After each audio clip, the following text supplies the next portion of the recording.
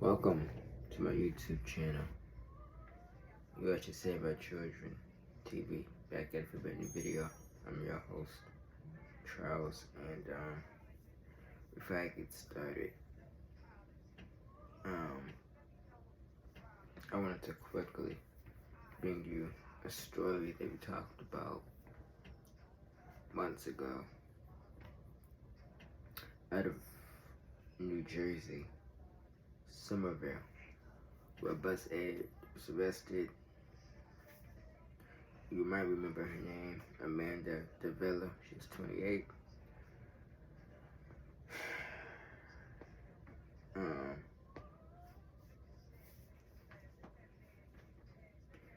She was the bus aide that was arrested and convicted of child endangerment and the death of a 6-year-old girl.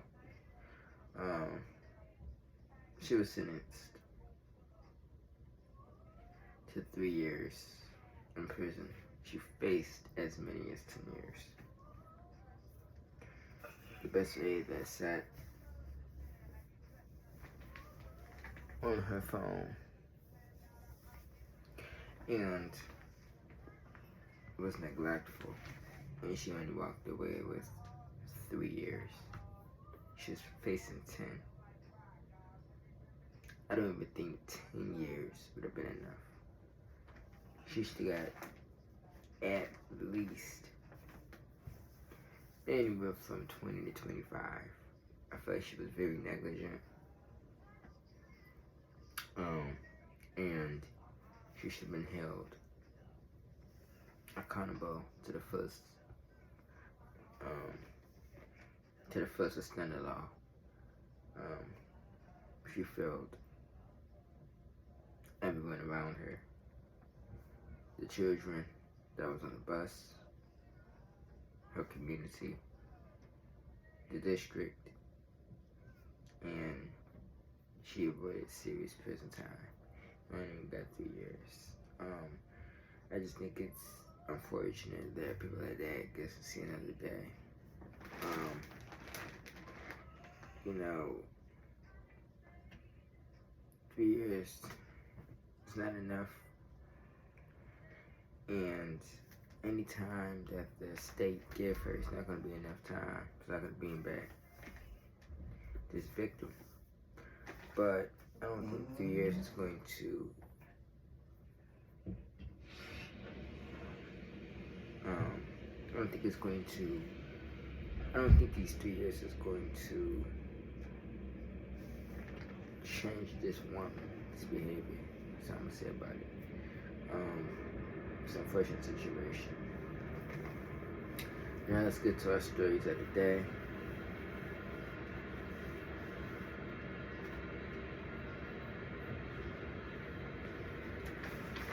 So today's stories is we have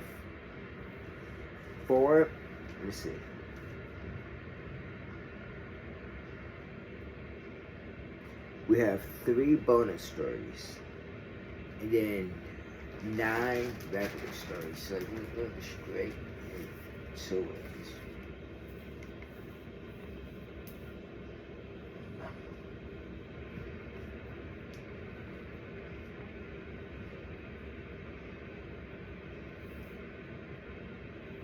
So in Florida's taking an L. Osceola County arrests 26 in one of the largest fentanyl busts ever, deputies say. The Osceola County Sheriff's Office said they have arrested 26 people following one of the largest fentanyl busts ever in the area. Sheriff Marcos R. Lopez hosted a press conference at 2:30 p.m. on Thursday, March 12, to share details about the investigation.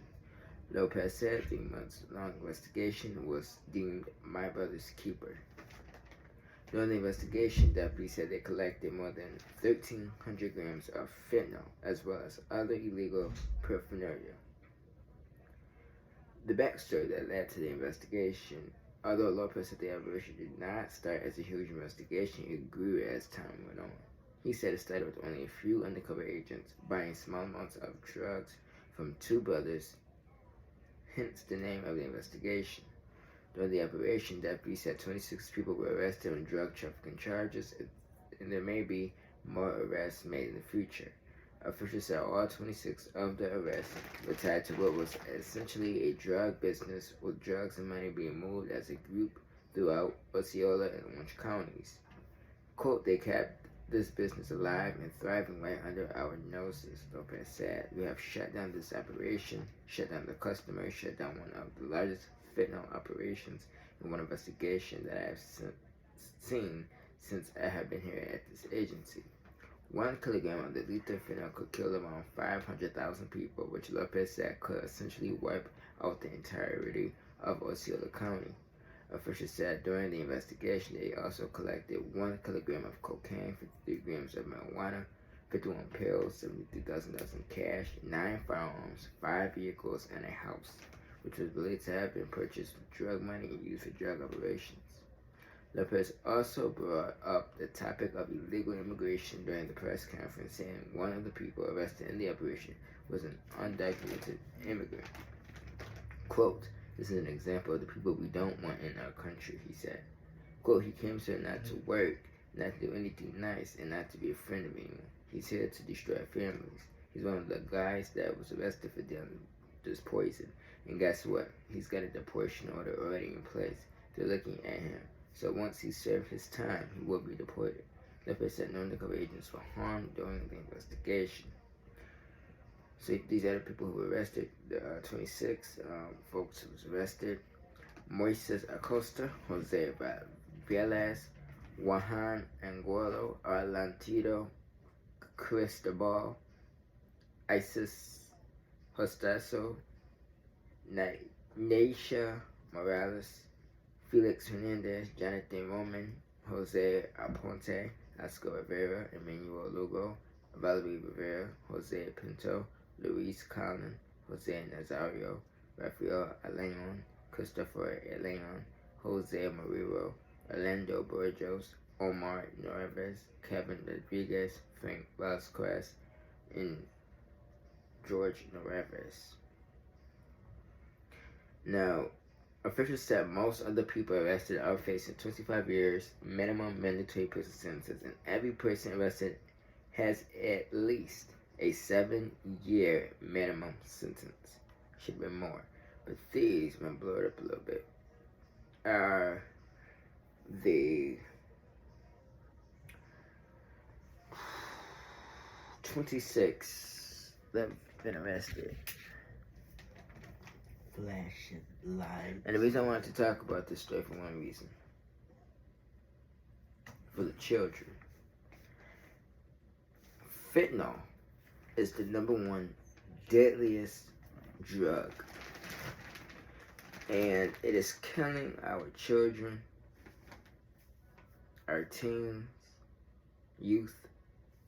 And these are the adults who are pushing this chemical, pushing this deadly stuff into the communities. Every last one of them, all 26 of them, should be receiving up to life in prison. They're clearly a danger to society. They shouldn't be on the streets. And people like that needs to be locked away. Point blank, period.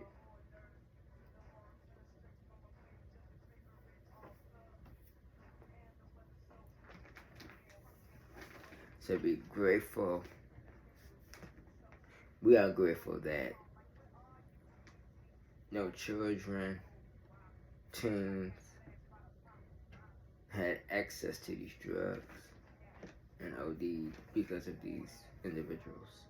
We're glad that the police department took the right steps to get these individuals prosecuted off the streets of Florida. So that's the great part. Now we're gonna move on.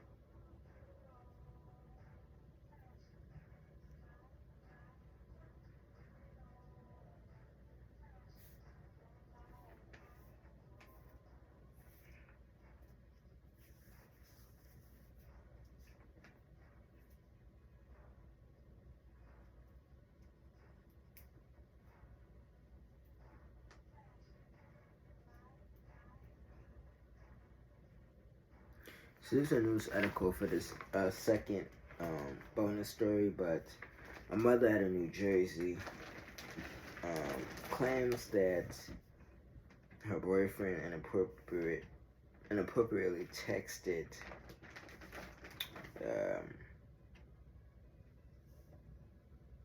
10-year-old daughter, and this claims that saying that the mom made it up, and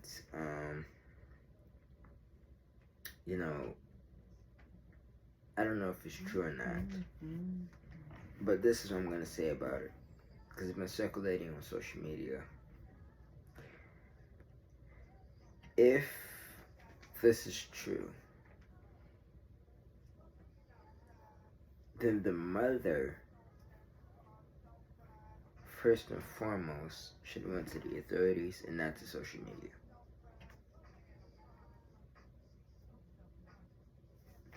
And if this is not true, and the mother made it up, if the mother made it up, I think that should be a arrestable offense, because now you're putting someone in a dangerous position to be potentially attacked if they even leave the house. So, I don't know if it's true or not. I know a lot of people are talking about this particular story, but, you know, things like this happens to children 24/7, and it's never, majority of the time it's not reported, and majority of the time it is reported. But I think that as parents, you gotta know who you're bringing around your children.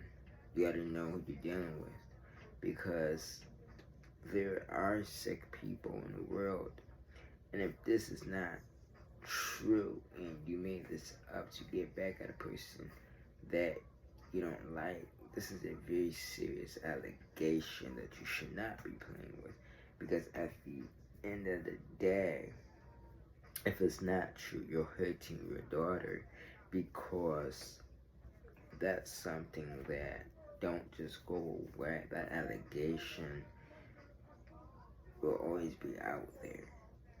So the person's character can always be tarnished. So you gotta be careful what we say in the midst of an argument, disagreement. But I don't know what to believe in this situation, but I just hope that this didn't happen, and we get an update to this story. Now, speaking of this type of story, our final bonus story is a Detroit police officer. Let me look it up.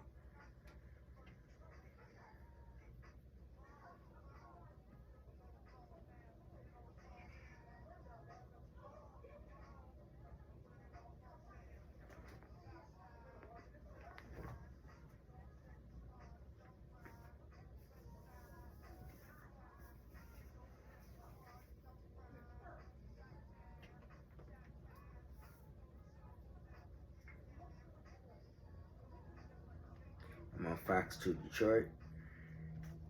Detroit's taking an L, and this police officer is taking an L, or this ex-police officer is taking an L.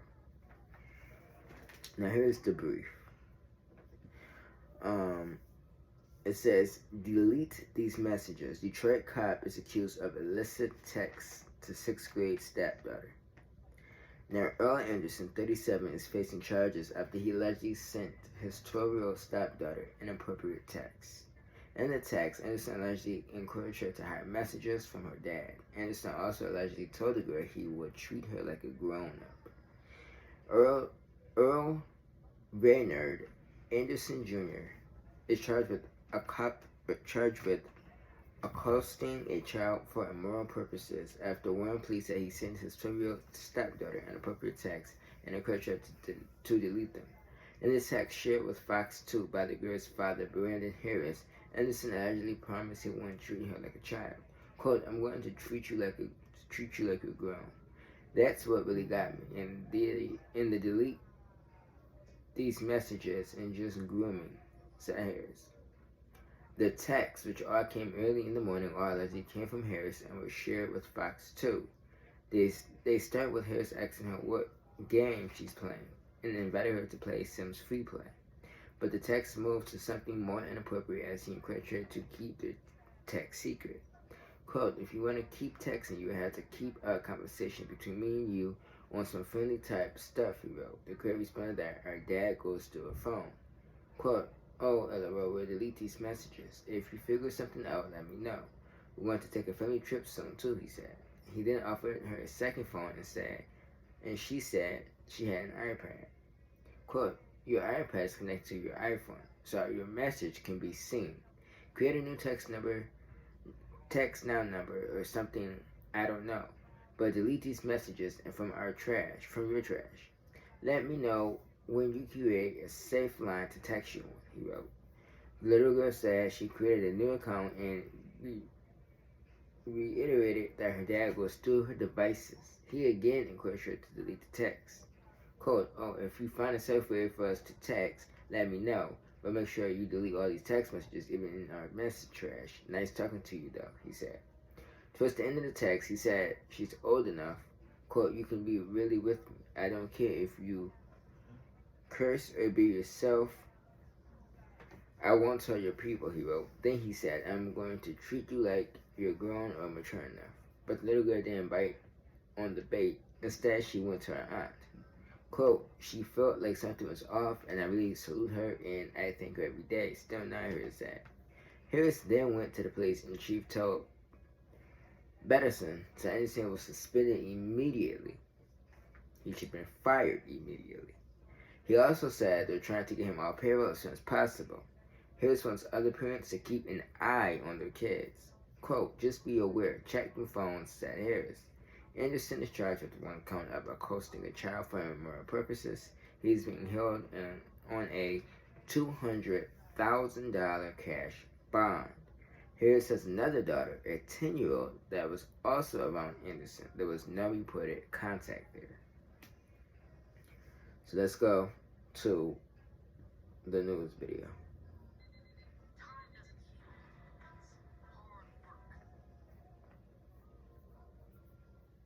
Give it a second.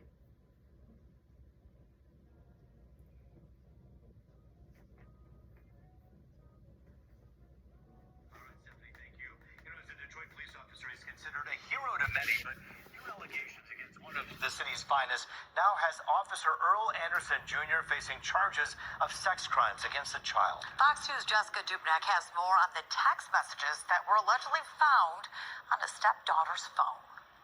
Or it gets even worse. It wasn't just any police officer. It's the 12-year-old little girl's stepdad, apparently been with her mom for the last 5 years. What do you say to this guy if he was standing right here? I'll just be disgusted. Cannot blame him one bit. His daughter, a 12-year-old girl, a 6th grader, nearly falls prey to a predator, her own stepdad. I'm thankful that I caught it so soon because it could have been worse. The girl's biological dad, Brandon Harris, outing the Detroit police officer on social media this week, sharing the messages that 37-year-old Earl Anderson allegedly sent at 2 in the morning last month. I'm gonna treat you like you're grown. That's what really got me, and delete these messages and just grooming. Anderson apparently telling the girl he'd treat her like she was a grown-up, urged her to find secret ways to chat with him, and repeatedly told her to delete the messages, specifically so her dad didn't see. The little girl didn't bite, actually just the opposite, handing over the messages to her aunts. She just felt like something was off, and I really salute her. Like I said, I thank her every day, still now. And then Brandon went to Detroit police. The chief there, Todd Bettison, tells Fox 2 Anderson was suspended immediately, and they're working to get him off the payroll as soon as possible. What do you want the lesson? My closing thoughts. I don't care if you're a police officer, a firefighter, judge, a jury, a postal worker, working in business. You know, people gotta make better decisions. And this was the stepfather. And I'm pretty sure that this ain't the first time the stepfather was preying on his victim. I'm pretty sure there's probably more victims out there that are probably afraid to come forward. Remember, he's a Detroit police officer, and he might have had contact with majority of families in the neighborhood.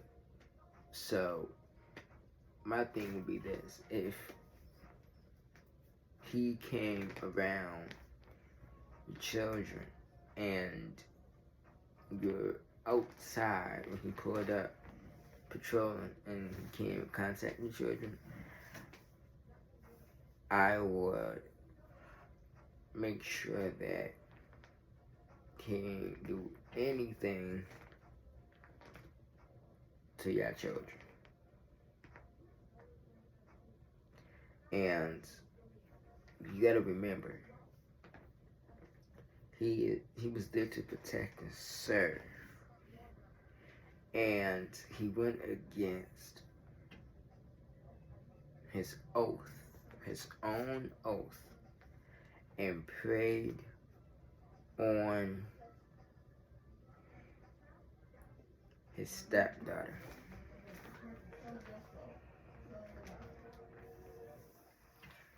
Which is sick to me. And you know, you just gotta be careful. You just can't trust any and everybody. Because you just never know.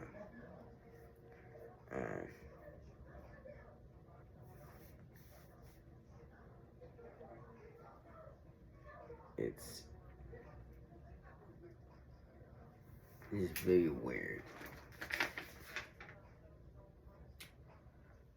So, this first story,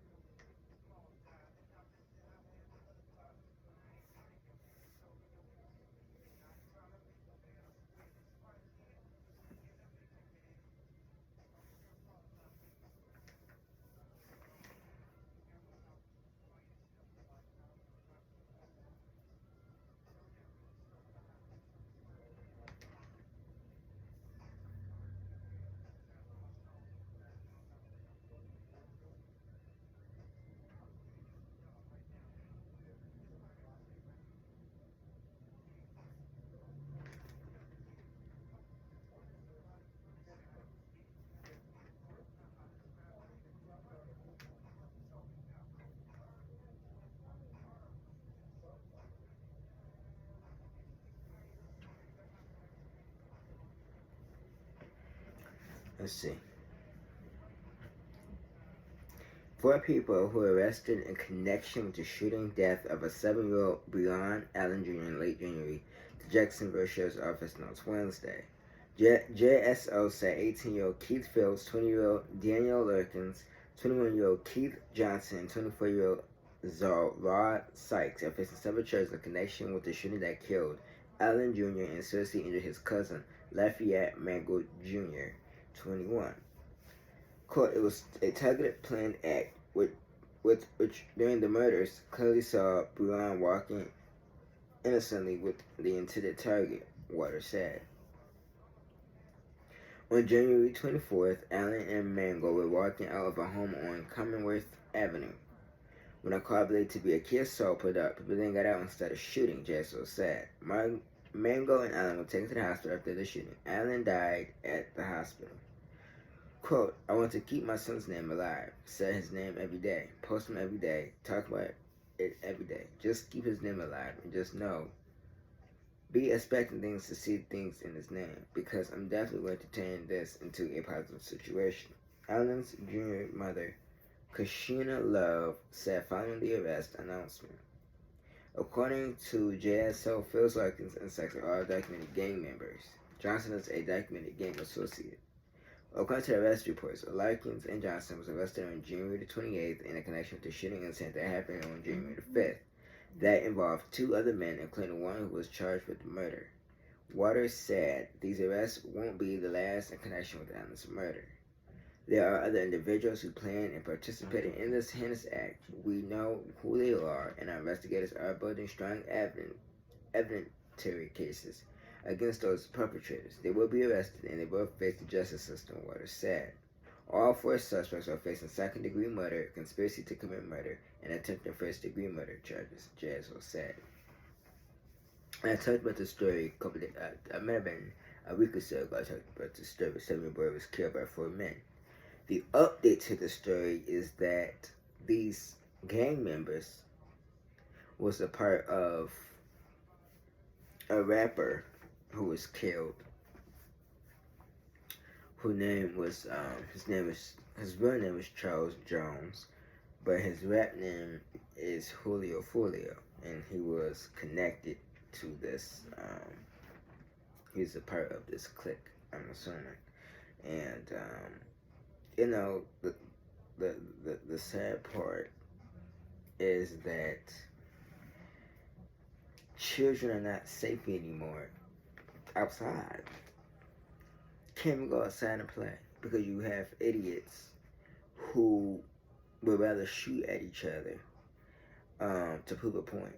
And bullets don't have names on it. So when you shoot that gun, your life is over because that bullet is going to hit something.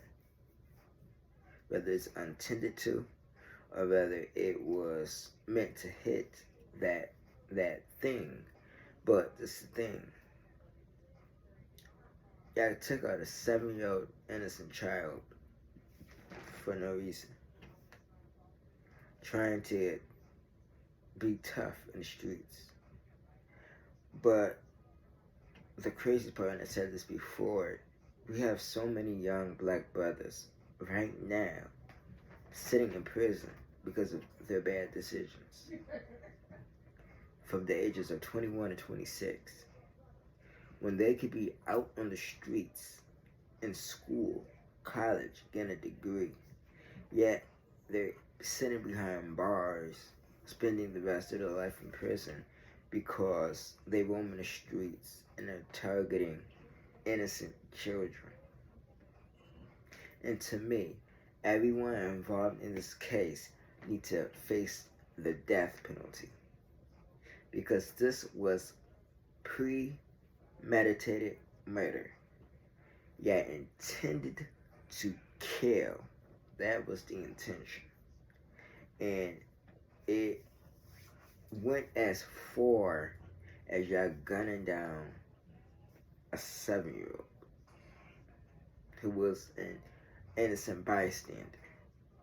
But this is what thugs with guns do.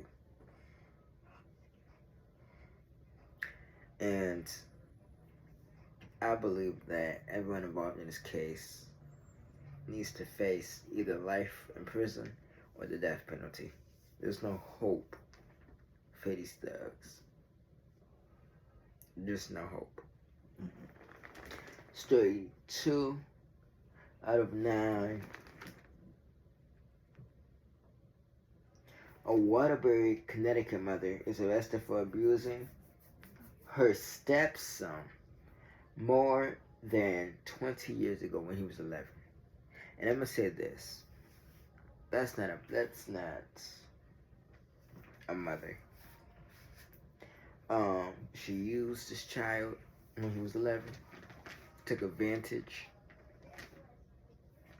and ultimately that 20-year-old who's once 11 years old is going to have so much trauma for the rest of his life because his mother took advantage of him and abused him for 20 plus years. And she deserved life in prison. There's no hope for this woman.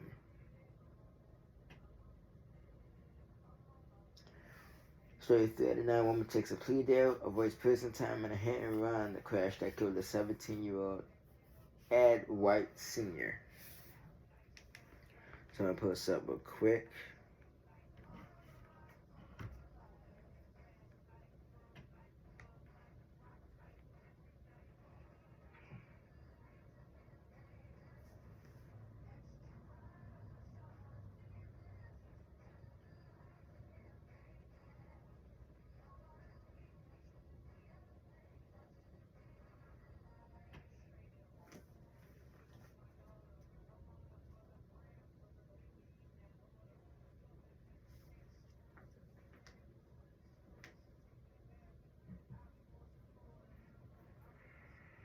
This is Florida, Florida's took L. A woman takes a plea deal, and she avoids prison time after a head-on crash that killed a 17-year-old Ed White Sr. athlete. So the woman charged on the deadly hit-and-run crash of 17-year-old Ed White High School senior negotiated a plea deal, avoiding a possible 15-year prison sentence. Carlotta Dowdy, 41, was arrested in November and charged with leaving the scene of the crash resulting in serious bodily injury. Dowdy was back in court on Wednesday and pleaded guilty. The plea deal included a 1-year community control sentence for an ankle monitor, 1 year without an ankle monitor, 3 years probation, and 100 hours of community service, a suspended driver's license for 3 years, and legal and court fees. She had faced a maximum penalty up to 15 years in prison. According to the state attorney's office, Dowdy would not have faced charges if she remained on the scene. Based on the circumstances of the case, the SAO also said she did not qualify for prison time. Williams' mother, Tarani Williams, who went in court on Zoom, said the situation changed her life since losing her daughter.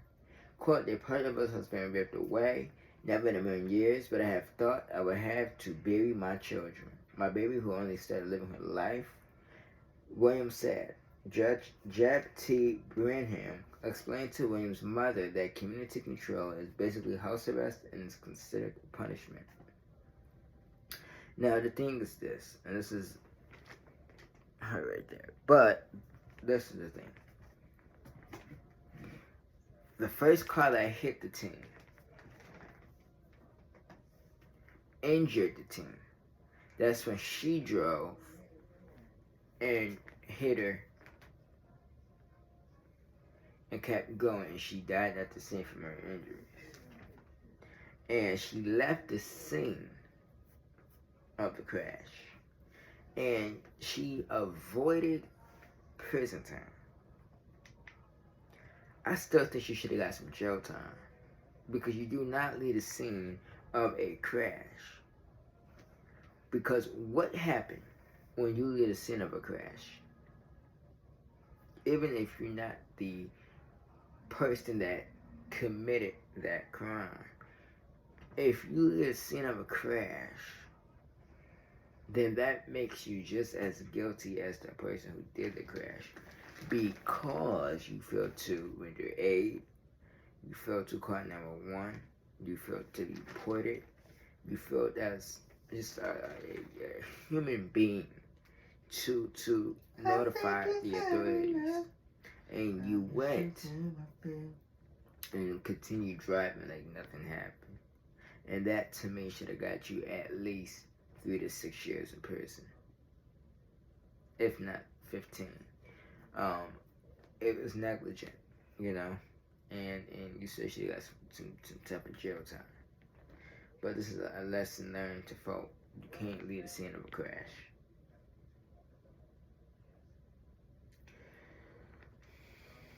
Fathers convicted in a 2-year-old daughter's death in Kent County, Michigan. So that's story 4 out of 9.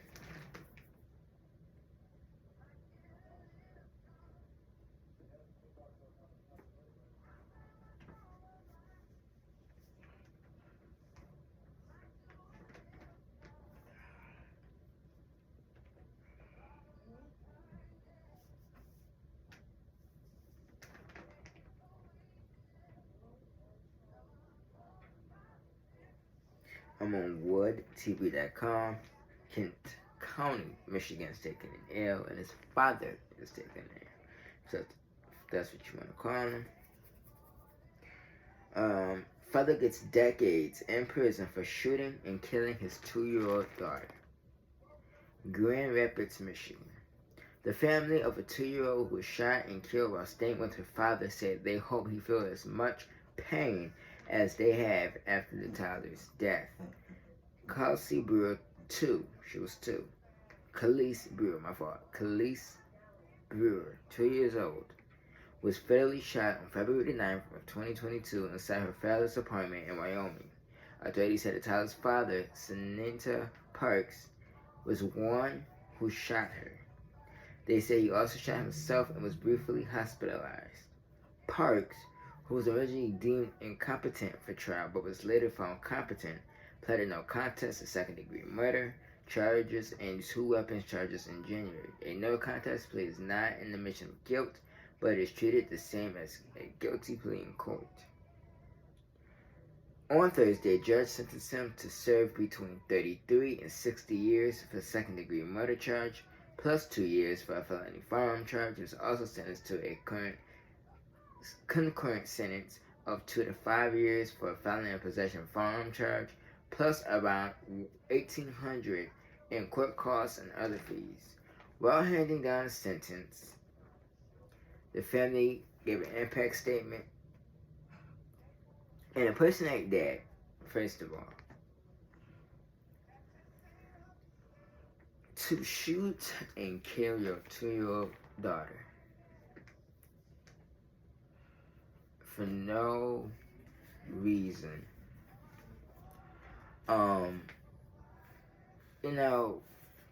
what makes a person so mad that you will take it out on a child? Whether you're mad at the mother, yourself, society, someone you work with, there's a way to deal with your emotions, and one of them is not killing or injuring a child. It's not going to get you what you want. But this father had no care in the world, and I'm glad that he's going to be doing decades in prison where he belongs. He really should have got life without parole. I think he's very dangerous and could do this again. And we got to remember, and I said this before, months and months ago, if you watch me if you watch me long enough, and I always said this, that it's important that men and women do background checks. Know who you're dealing with. Know the person before you had intimacy or thinking that they're okay to be in a relationship with. Because not everybody is mentally insane. You know what I'm saying? There's people that don't have them all, and you're trusting that person around you, and then laying down with them to create a life. They don't mix. So, we gotta do our homework, because it could prevent a lot of tragedies in the long run.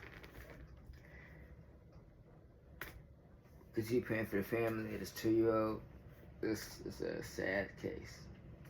5 out of 9. I really want to talk about this story because this one. Let me pull it up. So there's no news article for it.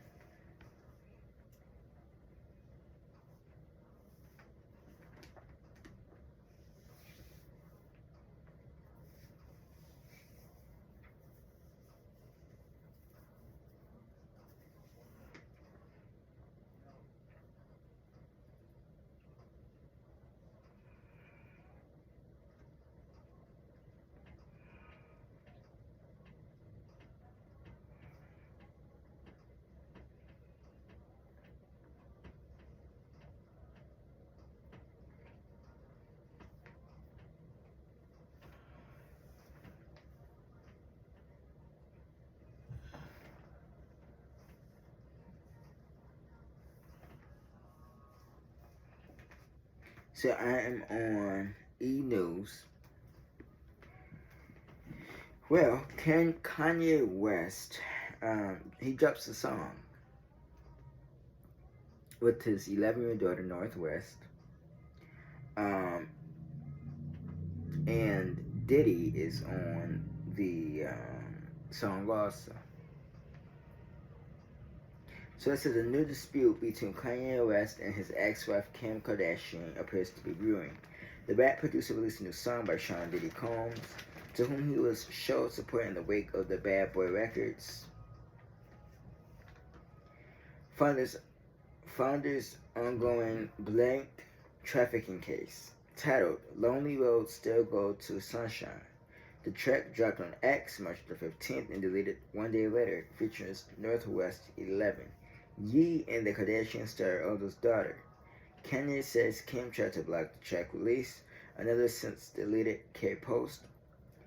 Kanye also shared shows an apparent text conversation with Kim, who allegedly wrote that she sent paperwork over so she won't be in Diddy's song to protect her, and acknowledged trademarking Note's name at birth. Quinn asked you at the time if I can trademark your name. Another text allegedly from the Skims founder reads, "You said yes. When she's 18, it goes to her, so stop." Kanye allegedly responded to Kim, whose family regularly trademarks their kids' names, admitted I'm going to war and neither of us will be killed from the public fallout. You're going to have to kill me. E! News has reached out to Kim's rep for comment has not heard back. And I wanted to talk about this because I think it's, first of all, let me say this. I am not a fan of none of the Kardashians. I do not like the Kardashians. You know, but this is pretty weird. Knowing what Diddy is locked up for, and you're gonna put your child on a track with Diddy.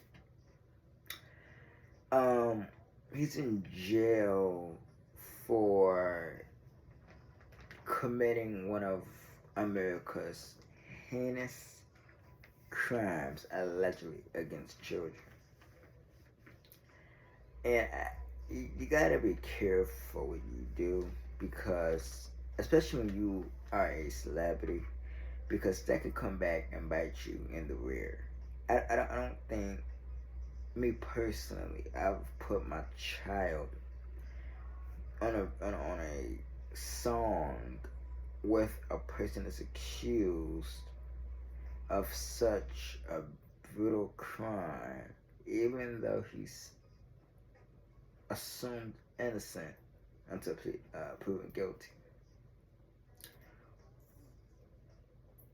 For the sanity, I just wouldn't do it. And to me, I felt like all four of the Kardashian children, to me, are being used for profit and being used in the wrong way. You know, I just think that, and for the person who did the music,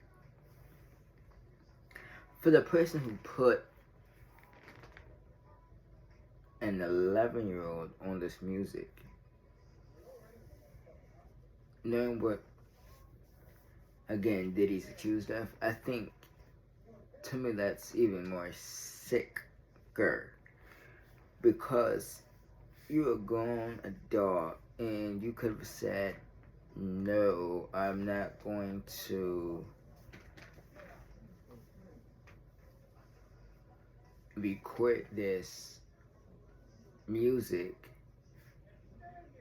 and ruin my reputation with the industry. And the industry been weird for a long time. The Kardashians been weird for a long time. You know, and to me, I just think that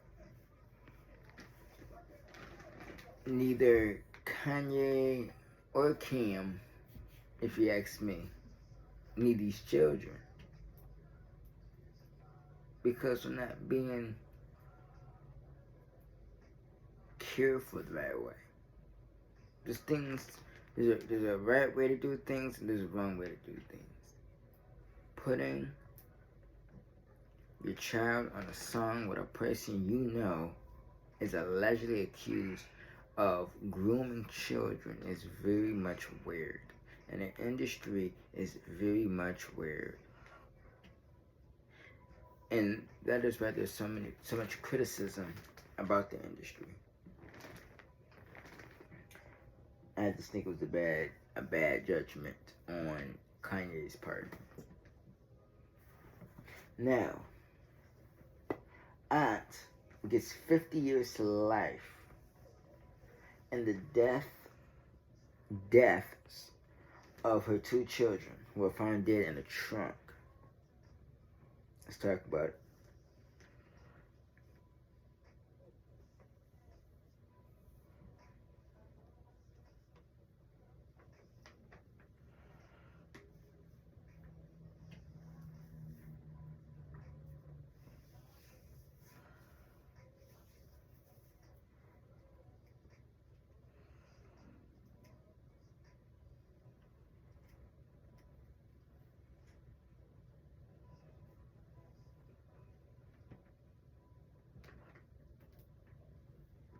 On WMAR2news.com, Baltimore is taken in air. 50 years prison time for Baltimore County woman found with bodies of 2 children inside of her car.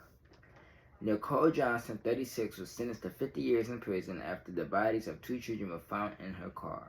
The disturbing discovery was unveiled July 28, 2021.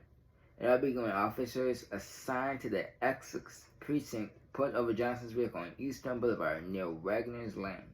Officers found that the vehicle was uninsured, unregistered, and had a fake temporary West Virginia tag attached to it. Initial plans were to tow the car and issue citations, but Johnson had made some disturbing comments when the officer told her of potential court dates. Quote, "It don't matter. I won't be here in 5 days." Johnson told the officer, "Y'all going to see me on the news. Y'all going to see on the news making my big debut." Johnson was instructed to take anything she may need out of the car before it was towed. That's when the officers reported he began to smell a strong odor, immediately believing something was dead in the car. Johnson put out a plastic tote and trash bag from the trunk. Police said the bag contained maggots in a suitcase. She tried to explain to officers that it was just dirty blankets from living out of her car, but they were not convinced and ordered her to open the suitcase. It was then the first discovery that was made: the decomposing body of 7-year-old Jocelyn Marie James Johnson. After the child was found, Johnson made an unsuccessful attempt to flee. When she was caught, officers made the second horrific discovery: the body of Jocelyn's 5-year-old brother, Larry O'Neill, who was found stuffed inside the plastic tote bag. An autopsy of Jocelyn's body revealed that she had been extremely malnourished and weighed only 18 pounds. Larry only weighed 21 pounds. Nicole told police during an interview she was the kid's aunt and that her sister, the child, had left them with her because she was unable to care for them. After initially denying the children in the trunk and that the smell could have been a rat in the trunk, she told officers that what really happened. In May 2020, she and the children stayed at the Regal Inn on Pulaski Highway. One night, while Larry was sleeping, Nicole got angry and hit Jocelyn multiple times for acting up and allegedly stealing things that belonged to her. Those hits caused Jocelyn to fall and her head on the floor. Nicole then admitted to putting the child in a suitcase and keeping it in the car for several months. She also claimed Larry died 2 months prior, saying he went to sleep in the back of the car and never woke up. At the time of his death, Nicole recorded a cut to his leg but couldn't provide more information. Police said at no time Nicole called 911 and reached out to paramedics or law enforcement. Investigators spoke with they share and confirm that she did, in fact, leave both children with Nicole when she moved to Maryland from Ohio in July of 2019. Arrangements have been made for Desha to take the kids back from Johnson, but she again never heard back. Nicole's first sentence was life, suspend all but 50 years. And let me just say this, because honestly, she should be sentenced to death. Number one. Number two, to the mother.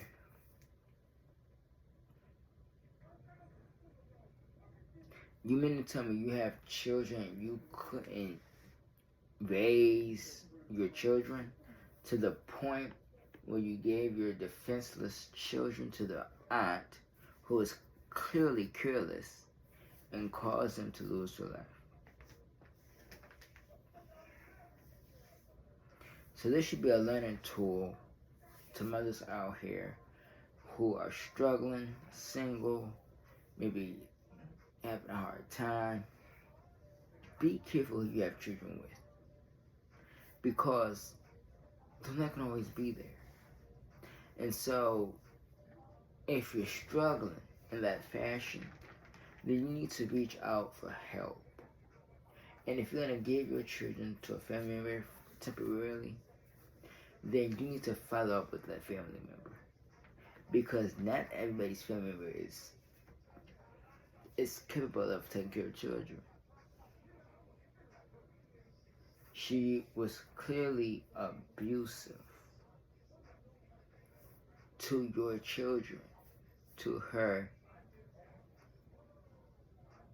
niece and nephew. So, we gotta make better decisions. We just do, as a society. Now, tomorrow, we're gonna do story 7, 8, and 9. 7, 8, and 9. It's gonna be for tomorrow.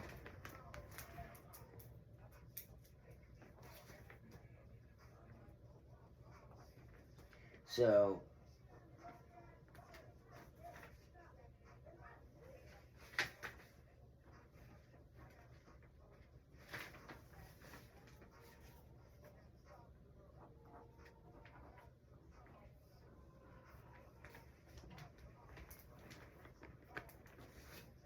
Seven, 8, and 9 is gonna be tomorrow stories, so you don't want to miss it. Have a great night. Keep these children in prayers, and I'll see you guys tomorrow. Bye bye.